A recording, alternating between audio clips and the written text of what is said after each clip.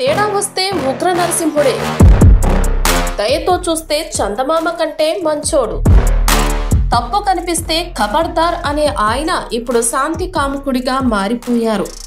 నెల్లూరు పెద్దరెడ్లలో ఒకరైన ఆయనకు ముక్కు మీదే కోపం. అందుకే ఆయన్ను ముక్కుసూటి మనిషి అంటారు. అమ్మో, ఆయనతో పెట్టుకోవడమా అనేవారు కాస్త ఇప్పుడు సహచరులంటే ప్రాణమిస్తారని గర్వంగా చెప్పుకుంటున్నారు. ఆయన మరెవరో కాదు, నెల్లూరు రూరల్ ఎమ్మెల్యే కోటంరెడ్డి శ్రీధర్ రెడ్డి.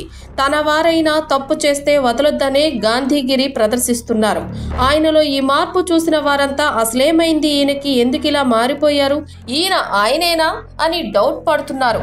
భారీ డైలాగ్స్ చెప్పే ఆ లీడర్ వాయిస్ లో సౌండ్ తగ్గడానికి కారణమేమిటి, ఆ సంగతులు తెలుసుకుందాం.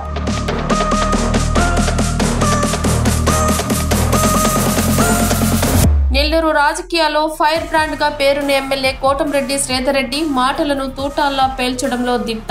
అధికారంలో ఉన్నా లేకున్నా తగ్గేదేలే అన్నట్లు దూకుడు చూపడమే ఆయన నైజం. నియోజకవర్గంలో తన మాటే చెల్లుబాటు కావాలనేలా పంతం పడతారు. ఈ పట్టింపులతోనే ఎన్నో చిక్కులు ఎదుర్కొన్నారు, అవమానాలు పడ్డారు. అయితే ఆయనలో ఇప్పుడు ఈ పంతం పట్టింపులు ఏవీ కనిపించడం లేదు.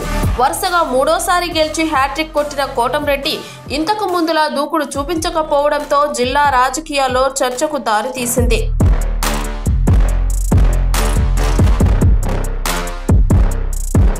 రెండుసార్లు వైసీపీ ఎమ్మెల్యేగా గెలిచిన కోటంరెడ్డి మూడోసారి టీడీపీ నుంచి పోటీ చేసి రికార్డు మెజార్టీ సాధించారు.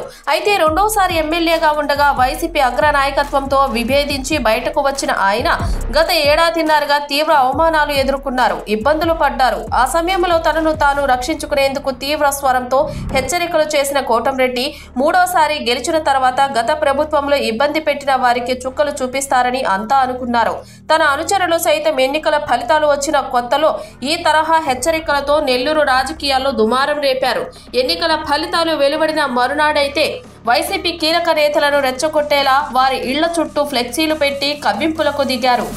ఇలా చేయడం ద్వారా కోటంరెడ్డి అభినందనలు అందుకుంటామని అనుచరులు భావించారు. కానీ వారు ఊహించినది ఒకటైతే కోటంరెడ్డి స్పందన అందుకు భిన్నంగా ఉండడంతో షాక్ తిన్నారు. ప్రత్యర్థుల ఇళ్ల వద్ద ఫ్లెక్సీలు వేసిన కార్యకర్తలకు క్లాస్ పీకిన కోటంరెడ్డి, మీరు మారిపోయారు సార్ అనిపించుకుంటున్నారు. తాను మారానని మీరు మారాలని చెబుతూ వెంటనే ఫ్లెక్సీలు తీసేయాలని చెప్తున్నారు. లేదంటే తను పదవికి రాజీనామా చేస్తానని సొంత కార్యకర్తలని బెదిరించి గాంధీగిరి ప్రదర్శించారు కోటంరెడ్డి. సహజంగా కోటంరెడ్డిలో ఈ యాంగిల్ ను చూడని కార్యకర్తలకు మతిపోయిందనే చెప్పాలి.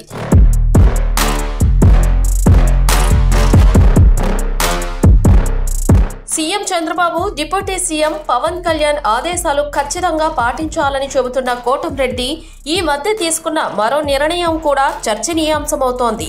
తన పేరు చెప్పుకుని ఎవరైనా అక్రమంగా గ్రావెల్, ఇసుక తవ్వకాలు చేపడితే కఠినంగా వ్యవహరించాలని అధికారులను ఆదేశించారు. కోటంరెడ్డి తాలూకా అంటే ఏకంగా 10 లక్షలు ఫైన్ వేయాలన్నారట. తప్పు చేసిన వారు తనామన అనే భేదం లేకుండా వ్యవహరించాలని ఆదేశించడంతో పొలిటికల్ సర్కిల్లో కొత్త చర్చకు తెరలేపారు.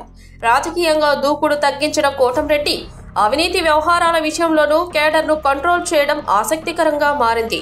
కోటంరెడ్డిలో మార్పు చూసిన వారంతా షాక్ కు గురవుతున్నారు. నిజానికి వైసీపీలో ఉన్నన్ని రోజులు కోటంరెడ్డి హవా ఓ రేంజ్ లో ఉండేది. ఆయనతో మాట్లాడాలంటేనే అధికారులు హడలిపోయేవారు. ఆయన ఫోన్ వచ్చిందంటే ఏమంటారో అని టెన్షన్ పడేవారు.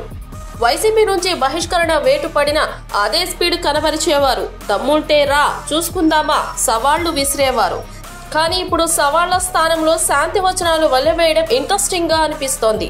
ఏది ఏమైనా కోటంరెడ్డి సూక్తి ముక్తావళి నెల్లూరు రాజకీయాల్లో హాట్ టాపిక్ గా మారింది. ముందు ముందు ఇలానే ఉంటారా అనేది చూడాలి మరి.